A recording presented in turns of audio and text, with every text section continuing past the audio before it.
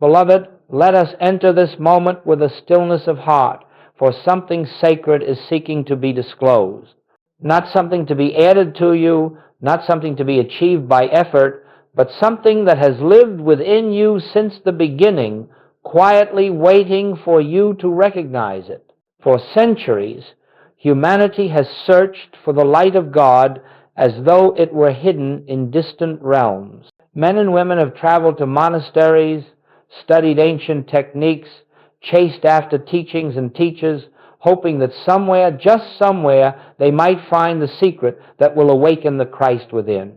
And because the longing has been sincere, they have explored pineal gland activations, breath work, mantras, esoteric rituals, and complicated systems of awakening.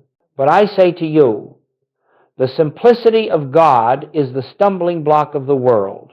You see, the mind wants something to do, something to achieve, something to manipulate, something to change, because the mind believes that God is absent and must be summoned.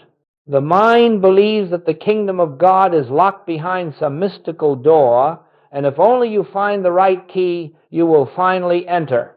Yet the Master said, the kingdom of God is within you, not beyond you, not after death, not in some future attainment, within you, now, here. And so we begin this sacred journey by acknowledging a profound truth. Christ consciousness is not awakened by technique. It is revealed by recognition. If you have come today seeking a method to force your way into spiritual illumination, you will be disappointed. For the Christ cannot be commanded by the human mind. The infinite cannot be coerced into activity by human effort. God does not respond to pressure, ritual, or manipulation. But if you have come with a heart willing to be still, if you have come with a soul ready to listen rather than ask, if you have come prepared to lay aside every belief that God must be found somewhere outside yourself, then you will discover something that has been waiting for you longer than you have known how to look. You will discover the presence. This presence is not activated. It is not summoned. It is not achieved. It is recognized, and it is this recognition that Joel Goldsmith devoted his entire life to revealing. He learned through experience, not through speculation, that God does not come to you because of your prayers, your meditations, your affirmations, your practices. God is already the substance of your being, and all spiritual progress is the gradual dropping away of the illusion that you must reach for what is eternally present. I say to you, with all the gentleness of spirit, you are not asked to climb to God. You are asked to rest in God. You are not asked to manipulate consciousness. You are asked to recognize consciousness as God. You are not asked to seek power. You are asked to acknowledge the presence that is the only power. So today we begin slowly, reverently, by turning away from the belief that there is something out there that must be attained. For every time you reach outward, you deny the omnipresence that is already here. Every time you search outward, you postpone the revelation that seeks to arise from within. So today we begin slowly, reverently, by turning away from the belief that there is something out there that must be attained. For every time you reach outward, you deny the omnipresence that is already here. Every time you search outward, you postpone the revelation that seeks to arise from within, practicing the presence, not practicing to get something, not practicing to fix something, not practicing to become something, but practicing in order to remember what already is. And so, beloved, as we begin, let us allow this truth to settle softly within us. The spiritual life is not the effort to attain God. It is the recognition that God has never been absent. When we stop striving, when we release the tension that seeks to drag God into our experience, when we simply rest in the awareness that where we stand is holy ground, then the Christ begins to make itself known to us, silently, gently, powerfully. And so, beloved, as we begin, let us allow this truth to settle softly within us. The spiritual life is not the effort to attain God. It is the recognition that God has never been absent. Beloved, let us gently enter deeper into this truth. For if we are to understand the practice that reveals the Christ within, we must first understand why so many seekers, with so much devotion, wander in circles without ever touching the living presence. It is not because they are unworthy. It is not because God is withholding anything. It is not because spiritual awakening is rare or difficult. It is simply this: humanity seeks effects, not cause. Look upon your own journey with compassion. How often has your spiritual effort been directed toward changing something in your outer world? You have prayed for health, believing that sickness was the obstacle. You have sought abundance, believing that lack was the barrier.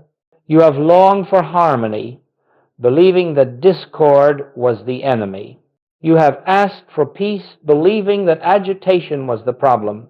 And yet the Master said, seek first the kingdom, not seek first the healing, not seek first the money, not seek first the answer. Seek the kingdom, seek the cause, seek the presence. My beloved, every time you attempt to fix the outer world before recognizing the inner, you are seeking second. And in seeking second, you unknowingly place the material world above the spiritual. You say to consciousness, you may serve me once I have arranged my circumstances. And in that moment, you reverse the order of reality. This is why the world suffers. This is why the seeker wanders. This is why prayers feel unanswered, because they are directed toward an effect, not toward the source that governs all effects. Joel Goldsmith discovered this by experience, not by theory. He found that the vast majority of human effort is spent trying to manipulate shadows. Health, wealth, relationships, success, these are the shadows of consciousness. They are the fruit of the tree, not the tree itself. And when you grasp at fruit without tending the root, the fruit withers in your hand. The kingdom is not found by trying to fix the appearance. The kingdom is found by recognizing the reality behind the appearance. But mankind, in its sincerity, continues to search outward. It seeks God in temples, in doctrines, in rituals, in secrets, in practices, in techniques. It believes that if only the right combination of spiritual behaviors is performed, the presence will finally descend. Listen now, for this is the correction that liberates. God does not come because you perform. God does not come because you strive. God does not come because you plead. God is. And because God is omnipresence, God cannot come to you. There is nowhere for God to come from. The illusion that God is absent is the only veil. And that illusion persists because the seeker believes the kingdom must be attained rather than unveiled. You see, the human mind assumes separation as its default condition. It believes life is a journey toward God. It imagines God as distant, as something to be found, reached, persuaded, or summoned. But this belief itself is the barrier. The truth is revealed only when the seeker stops seeking outside and turns within, realizing, I am standing in the midst of the kingdom, and I did not know it. This is why the simplest practice, the quiet acknowledgement of the presence, reveals more than all the techniques man has devised, because the presence is not created by your effort, it is recognized by your consent. But look how the world distracts the seeker. It says, meditate longer, affirm harder, visualize clearer, raise your vibration, activate your pineal gland, open your chakras, seek mystical experiences, and after all this striving, the seeker remains weary. still reaching toward what seems out of reach. Why? Because all these methods, however sincere, are built upon the assumption that something must be done to bring God near. Beloved, God is already nearer than near. God is your own consciousness, your own being, your own life. You have never been separated except in belief. Beloved, God is already nearer than near. God is your own consciousness, your own being, your own life. You see, the human mind assumes separation as its default condition. It believes life is a journey toward God. It imagines God as distant, as something to be found, reached, persuaded, or summoned. But this belief itself is the barrier. Beloved, God is already nearer than near. God is your own consciousness, your own being, your own life. Why?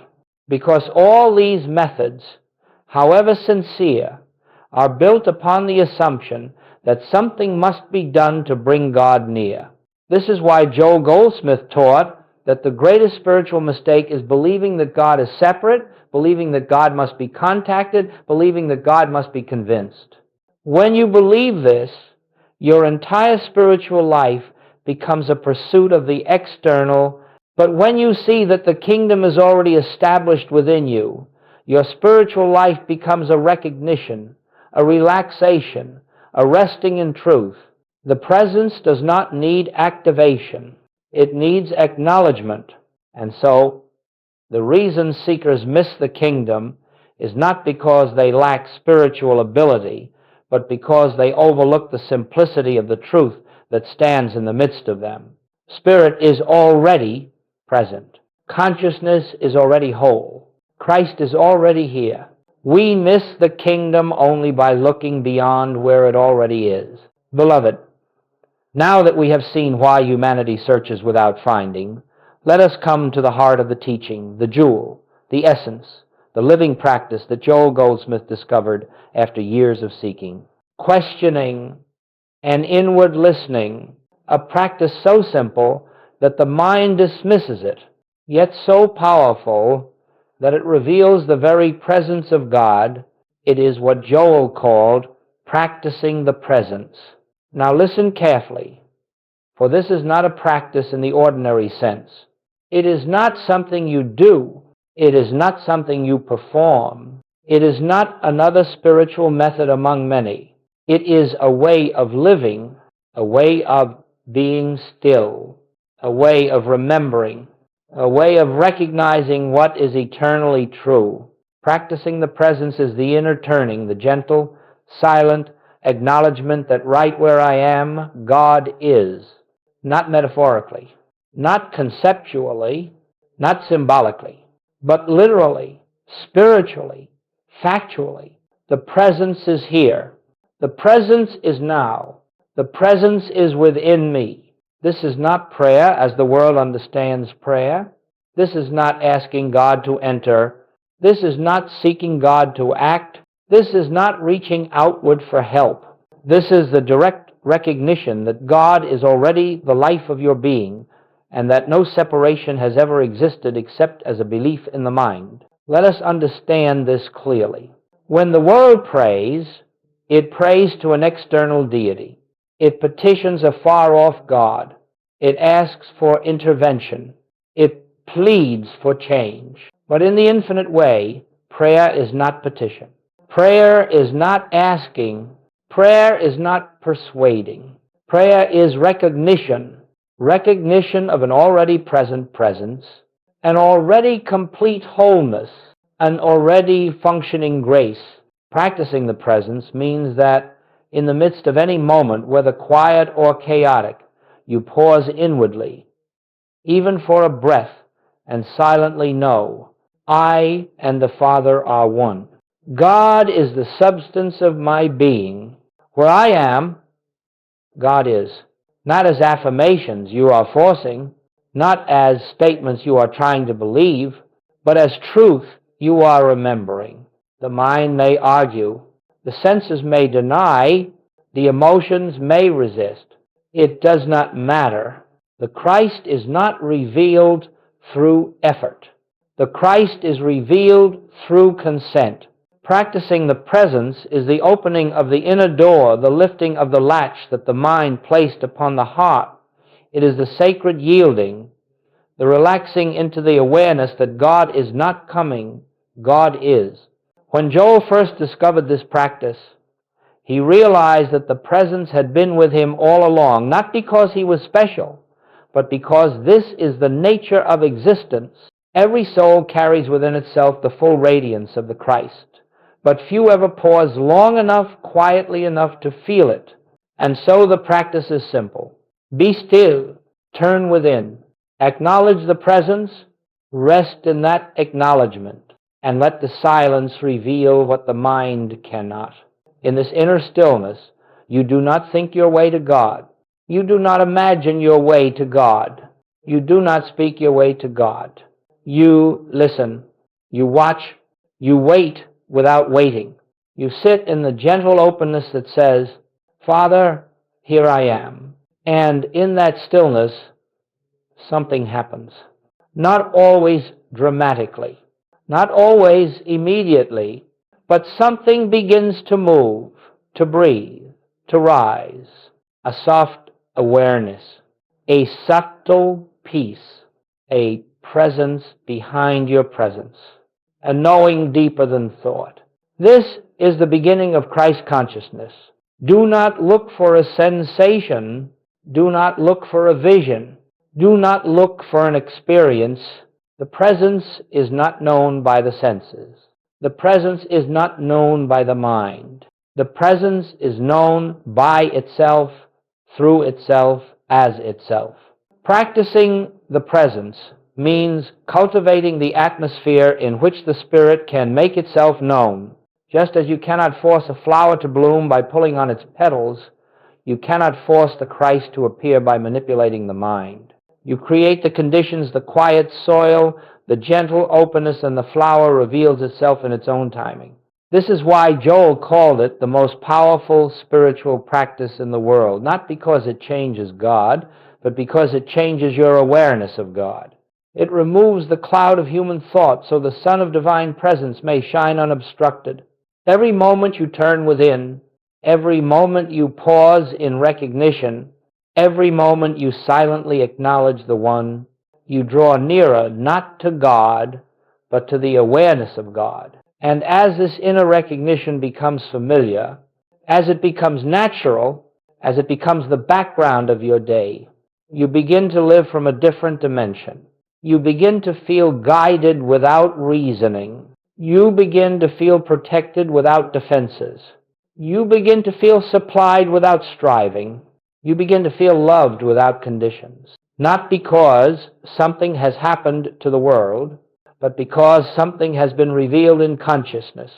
This is the work. This is the way. This is the secret that was never meant to be secret. Practicing the presence. The silent acknowledgement of the God that has always been your life.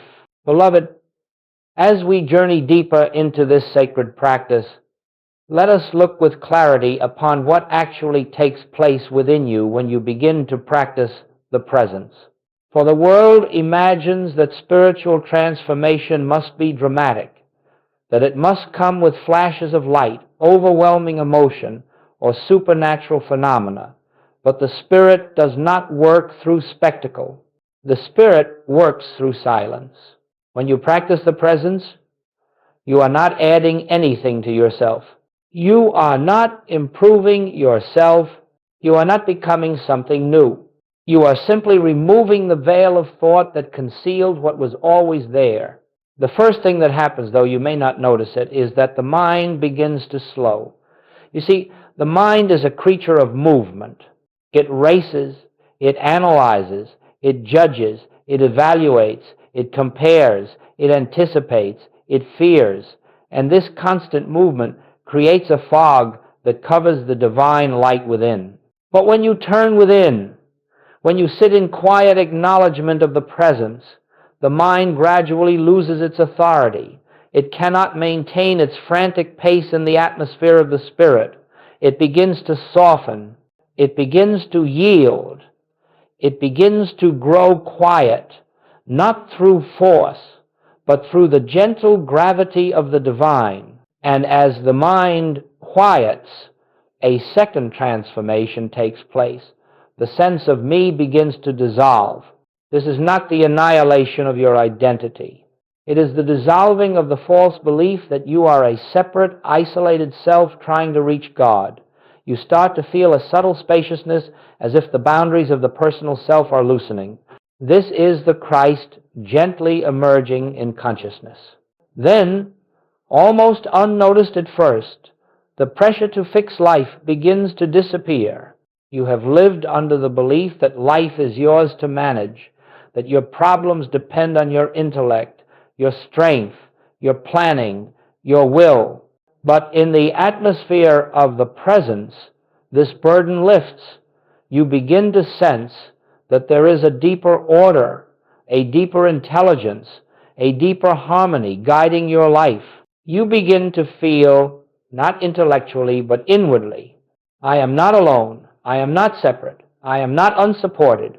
This is the dawning of trust, not blind trust, not belief-based trust, but the trust that arises naturally when you feel the presence living you. Next, something extraordinary occurs.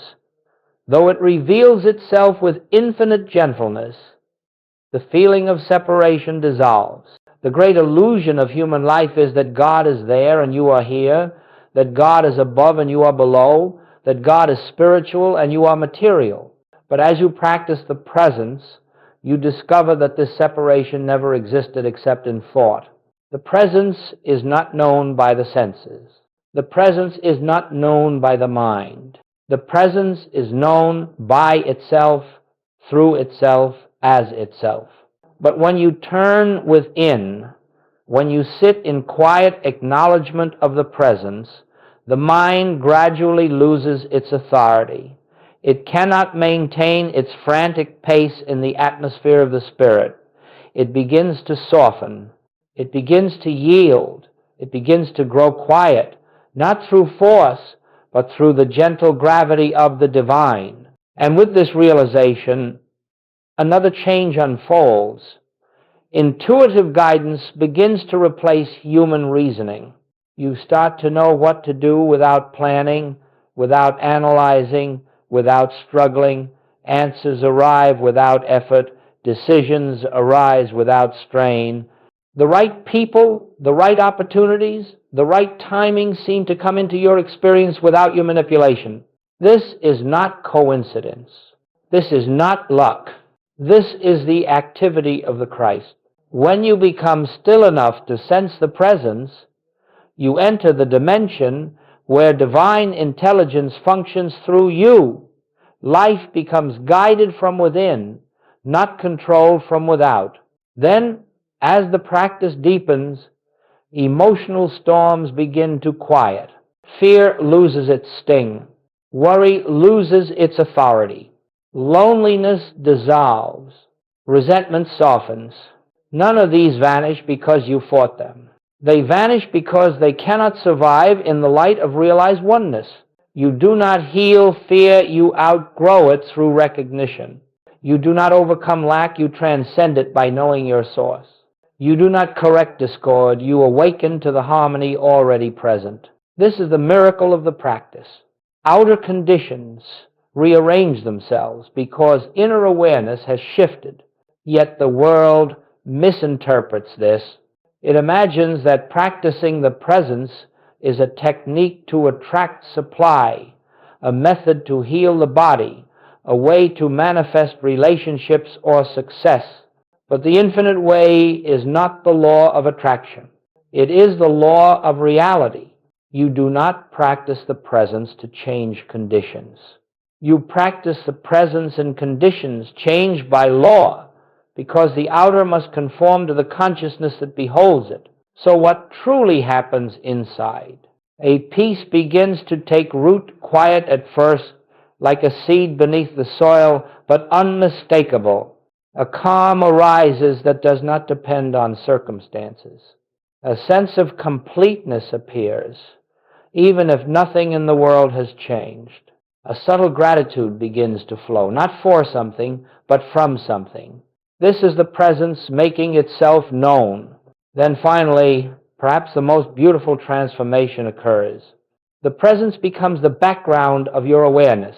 Not a practice you do, not a moment you create, but a living atmosphere in which you dwell. You find yourself waking in the morning already aware of God. You walk through the day with a quiet sense of companionship. You face problems with calm instead of panic. You interact with others from compassion instead of reaction. You begin to feel as though life is lived through you, not by you. This is the Christ consciousness dawning in your experience, not through effort, not through ritual, not through attempting to be spiritual, but through the simple, continuous acknowledgement of the presence that has always been your life. This is what happens within you when you practice the presence. The divine within you becomes visible, audible, tangible, not through the senses, but through inner knowing. You discover that reality was never absent. It was simply unnoticed. And now, beloved, you are beginning to notice.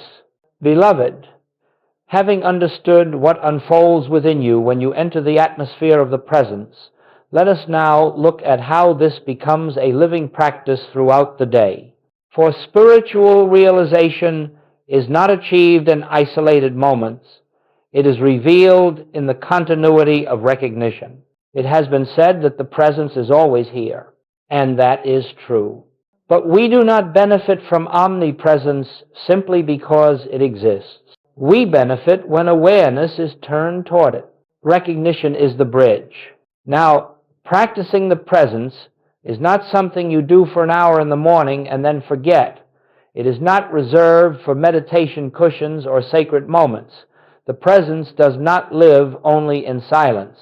The presence lives everywhere you are, in every activity, in every breath, in every ordinary task, and so the practice must become gentle, frequent touches of awareness, moments so simple, so small, that the mind overlooks them, but heaven recognizes them. Let us begin with this truth. 1 second of recognition carries more spiritual power than an hour of mechanical meditation. This is why we practice the presence in micro moments. When you wake in the morning, before the mind rushes toward the day, pause for a single breath and silently acknowledge, Father, here I am, and where I am, thou art. That one breath plants your foot in the kingdom before you step into the world. As you reach for your phone, pause briefly. Before you read a message, before you look at a screen, silently turn within and know, I turn first to the presence, not to the world. This quiet reordering of priorities restructures your day more than any plan, more than any discipline, more than any technique. When you walk from one room to another, let that transition be a moment of remembrance. As your foot touches the next floor, simply feel within. God walks as me, not loudly, not dramatically, just a gentle inner knowing. When you interact with another person, family, colleague, stranger, let the meeting be preceded by a brief recognition. The same presence that lives in me lives in this one before me. Then speak, then listen, then act. You will discover that human interactions soften. You will find more patience, more clarity, more compassion, not because you try to be spiritual, but because you recognize the presence in the other before the personality appears. When problems arise, when fears attempt to enter, when confusion seems to cloud your thoughts before you react, pause. Take one conscious breath, not to calm yourself, not to fix the problem, but to remember, I do not face this alone. The presence is here. And in that pause, the panic loosens, the mind steadies. The Christ becomes the actor instead of the personal self throughout the day, whether driving, eating, working, or sitting quietly. Bring attention just for a moment to the inner truth. I am not separate. I am sustained. These are not affirmations. They are recognitions. You are not trying to make them true. You are acknowledging what is already true. And this is the essence of micro practices. Small recognitions, repeated often, accumulate into a spiritual momentum. They keep the door open. They keep the atmosphere clear. They keep you living from the kingdom instead of the world. Joel discovered that these frequent, gentle acknowledgments do more for spiritual realization than long sessions of strained concentration. For the presence is not revealed through intensity, it is revealed through consistency.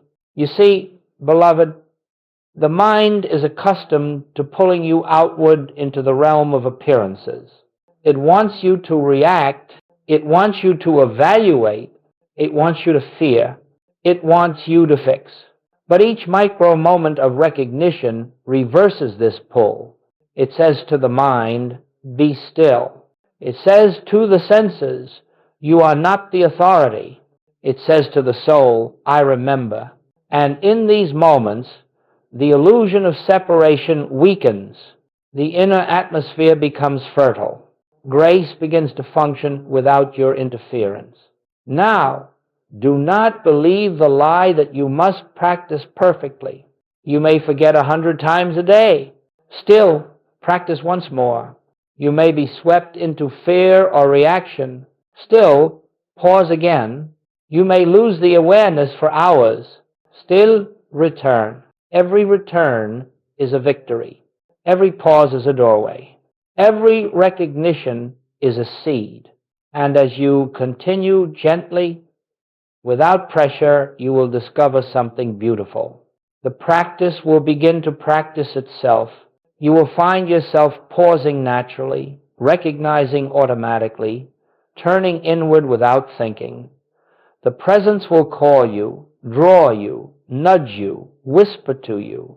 This is the shift from doing the practice to being lived by the presence. Then the micro moments become a continuous awareness, a silent undercurrent, a steady companionship. You carry the kingdom with you, not by effort, but by remembrance. This is the shift from doing the practice to being lived by the presence. The presence is here. And in that recognition, heaven is revealed on earth within you as you. Beloved, now we come to a profound understanding why this simple practice, so gentle, so unassuming, has the power to awaken Christ consciousness when countless methods, countless disciplines, countless spiritual efforts fall short. To see this clearly, we must first understand something about the nature of spiritual realization. Christ consciousness cannot be achieved by human effort. It cannot be forced by will. It cannot be manufactured by technique. It is not the result of mental discipline, emotional purity, or moral striving. Christ consciousness is not the effect of your work. It is the revelation of what has always been true. And herein lies the beauty and the challenge. Everything the human mind does to reach God stands between you and the realization of God. Every attempt to purify yourself through effort, every attempt to concentrate, every attempt to visualize, every attempt to manifest, every attempt to command reality, all of it reinforces the false premise that you must accomplish something. But in the infinite way, we learn. Christ is not achieved. Christ is revealed. Revealed when the personal sense of self steps aside.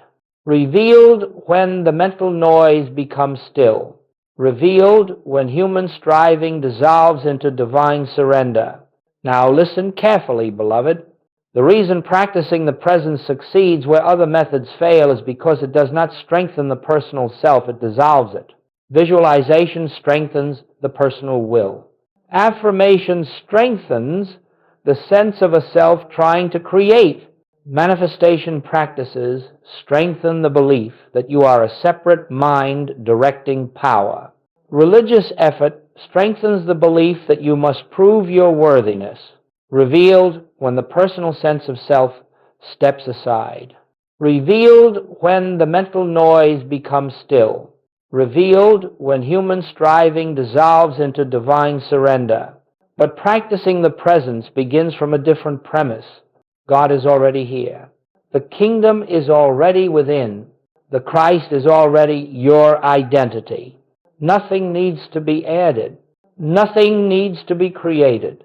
Nothing needs to be attracted, only recognized. This is why the practice awakens what no method can manufacture.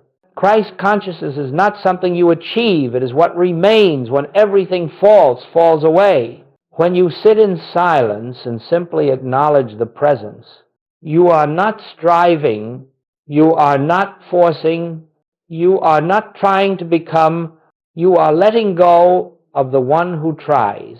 The presence is here. This is why the simple practice works. It removes the obstacle, human selfhood.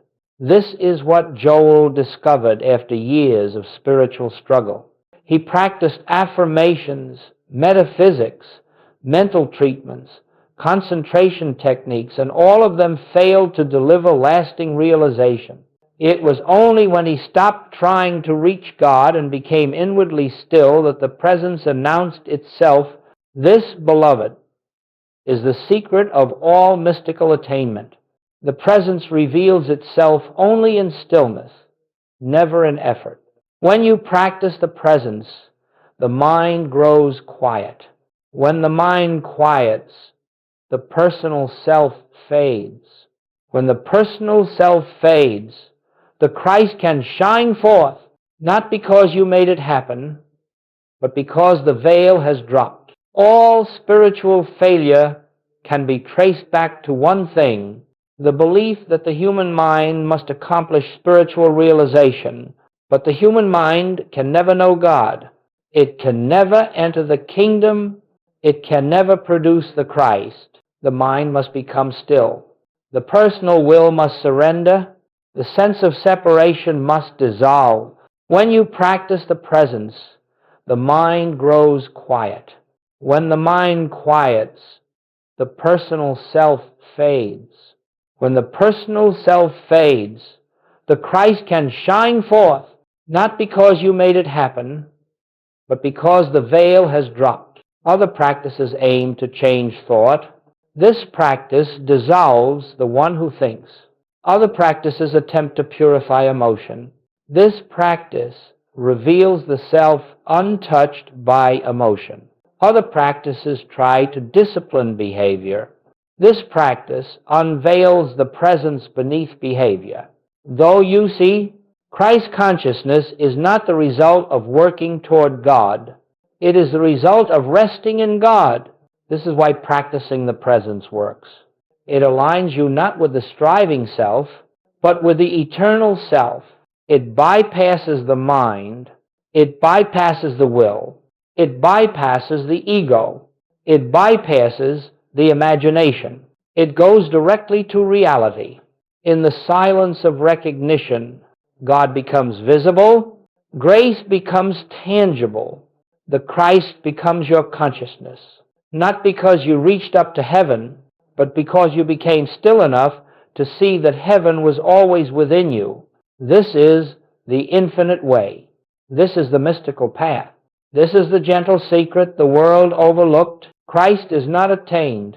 Christ is revealed through the silence. And practicing the presence is the doorway to that silence. Beloved, now we come to the turning point of the entire spiritual journey, the mystical shift that occurs when we move from human thinking to spiritual awareness. This is the shift that every prophet, every sage, every mystic has pointed toward. It is the shift Jesus referred to when he said, "My kingdom is not of this world." It is the shift Paul described when he declared, "Let this mind be in you, which was also in Christ Jesus." This shift is not intellectual.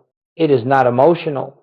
It is not moral. It is the transition from living as a human being who thinks to living as a spiritual being who knows. Beloved, Now we come to the turning point of the entire spiritual journey, the mystical shift that occurs when we move from human thinking to spiritual awareness. This is the shift that every prophet, every sage, every mystic has pointed toward. It is the shift Jesus referred to when he said, "My kingdom is not of this world." It is the shift Paul described when he declared, "Let this mind be in you, which was also in Christ Jesus." It is the transition from living as a human being who thinks to living as a spiritual being who knows. Spiritual awareness is recognition, the direct knowing of reality. When you practice the presence, something marvelous happens. The mind no longer becomes the instrument through which you live. The mind becomes the servant of a higher awareness. Other practices attempt to purify emotion. This practice reveals the self untouched by emotion. When you practice the presence, something marvelous happens. The mind no longer becomes the instrument through which you live. The mind becomes the servant of a higher awareness. Instead of reacting to appearances, you respond from peace. This is the mystical shift. It is not dramatic. It is not loud. It is not emotional. In fact, it is so subtle that the mind often misses it. The moment you stop seeking solutions in the external world and turn inward to acknowledge the presence, you step out of human thinking and into spiritual awareness. The moment you pause in the face of fear and silently know God is here, you shift from sense to soul. The moment you stop treating the appearance and begin recognizing the spiritual reality behind it, you are no longer functioning as a human mind. You are functioning as Christ. This is the transformation that practicing the presence produces. You become receptive rather than reactive. You become listening rather than thinking. You become guided rather than driven. Human thought is always in motion. Spiritual awareness is always at rest. Human thought is anxious. Spiritual awareness is peaceful. Human thought tries to manipulate conditions. Spiritual awareness sees through them. Human thought is finite. Spiritual awareness is infinite. Human thought is anxious. Spiritual awareness is peaceful. Human thought tries to manipulate conditions. Spiritual awareness sees through them. Joel often said that the human mind cannot know God. It can only behold the effects of God. But the awareness in you, the silent, witnessing presence, is already one with God. This is why practicing the presence reveals Christ consciousness. It transfers the seat of your identity from the thinking mind to the divine awareness behind the mind. This awareness does not react to the world. It beholds the world in stillness. It hears without defensiveness. It sees without judgment. It loves without condition. This is your true self. This is the self Jesus called the Father within. This is the self Paul called the Christ in you, the hope of glory. This is the self Joel called the infinite invisible, and it becomes visible, not through effort, but through stillness. The mystical shift occurs when you stop trying to reach God and allow God to reveal himself as the very awareness that watches your thoughts. The moment you recognize, I am the one who observes thought, not the thinker of thought, you have stepped out of the human condition and into spiritual consciousness. Beloved, this is the beginning of liberation. For once you know that you are not the mind, you are free from the mind's fears. Once you know you are not the body, you are free from the body's limitations. Once you know you are not the personal self, you are free from the world's opinions and pressures. You begin to live as the Christ, quietly, humbly, naturally, not by overpowering the human self, but by remembering the divine self. This is the mystical shift. It is the true rebirth. It is the awakening to the kingdom within. It is the turning from sense to soul, from thinking to knowing, from effort to grace. And once this shift has begun, even if only faintly, even if only in glimpses, your life can never again be lived from the old identity. Something in you has seen the truth, that you are not a person trying to find God. You are the presence of God revealing itself as you. This is the heart of mystical Christianity. This is the secret that Jesus taught. This is the path of the infinite way. And beloved, you are already walking it. Beloved, now that we have walked through the nature of the shift from human thinking to spiritual awareness, let us look at what happens when Christ consciousness actually begins to awaken in you. For many imagine that awakening must be a dramatic event, visions, mystical lights, supernatural signs. But the truth is infinitely simpler, infinitely quieter, infinitely more profound. Christ consciousness does not announce itself with noise. It enters your experience as silence. It reveals itself not in sensation, but in inner stillness. And so the early signs are subtle, so subtle that the mind often overlooks them. But the soul recognizes them instantly. Let us look at these signs together, with clarity and with peace.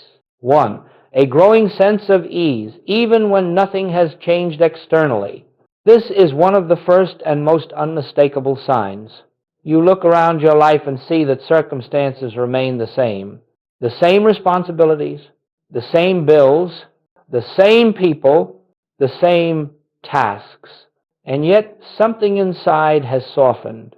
The pressure lightens, the burden lifts, the urgency dissolves. You begin to feel that you are carried, not carrying, that life is happening through you, not against you, that you are supported by something unseen but deeply felt. This is the Christ whispering within.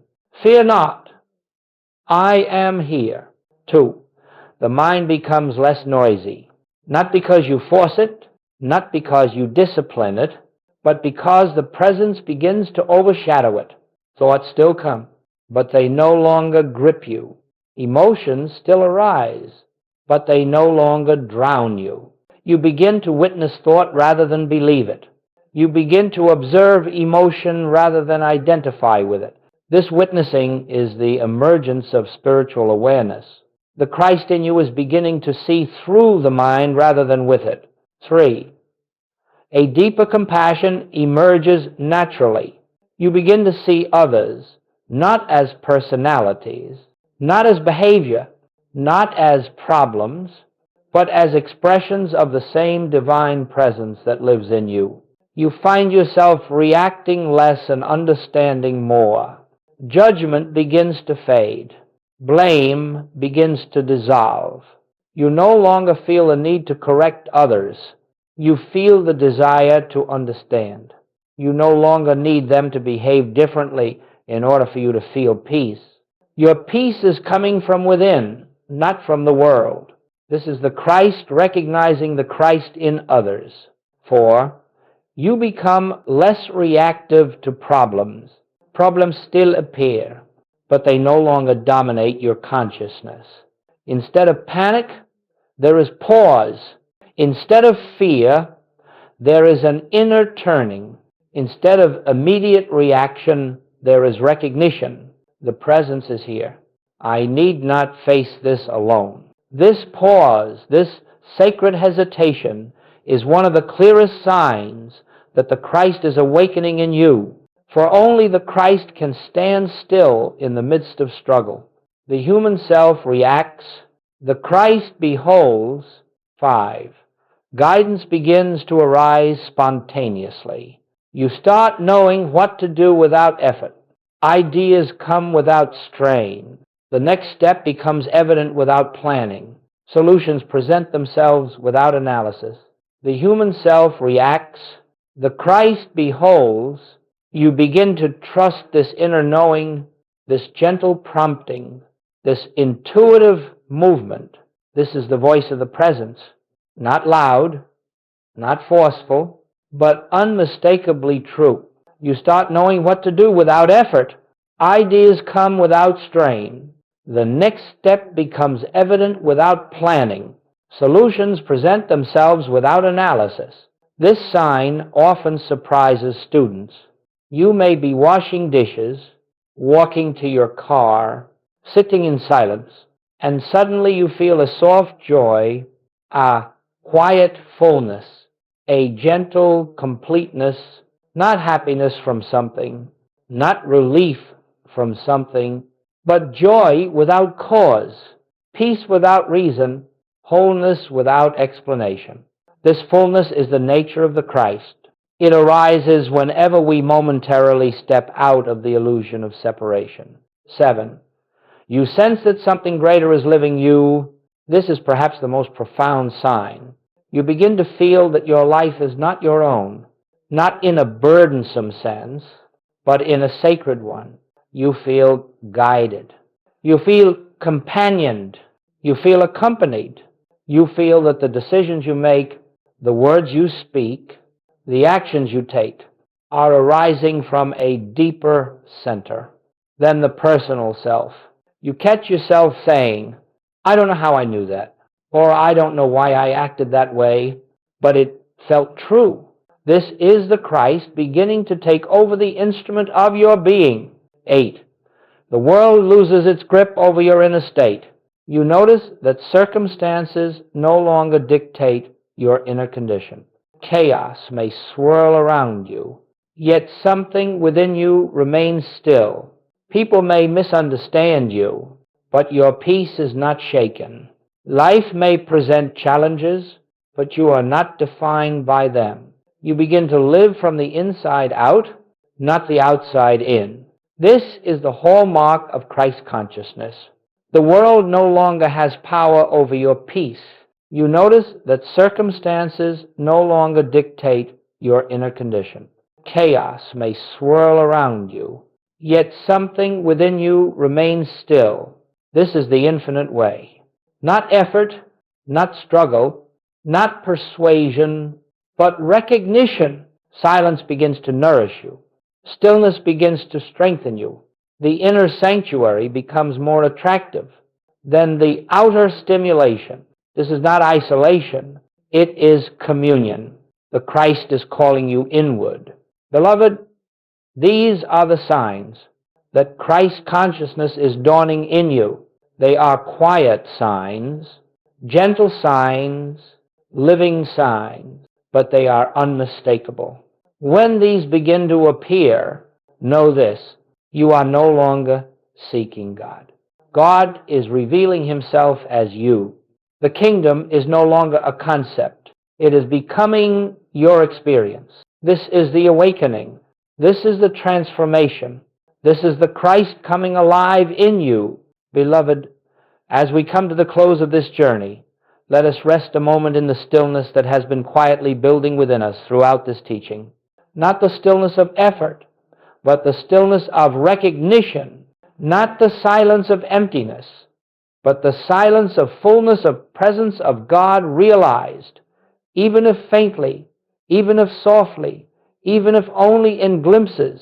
We have walked together through the understanding of the kingdom within, through the practice of the presence, through the transformation of consciousness, through the unfolding of the Christ as the reality of your being. And now the time comes not to conclude, but to integrate, for spiritual teaching does not end when the words stop. It begins when the listening becomes inward.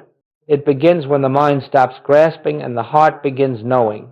It begins when you turn from the words to the word, the living presence speaking within the silence. And so, let us gather all we have seen into the simplest of truths. God is the life of you. The presence is the center of you. The Christ is the truth of you. And the kingdom is already within you. Nothing needs to be added. Nothing needs to be improved. Nothing needs to be attracted. Nothing needs to be achieved. Only recognized. This is the infinite way. Not effort, not struggle, not persuasion, but recognition. Everything we have explored flows from this recognition. only recognized.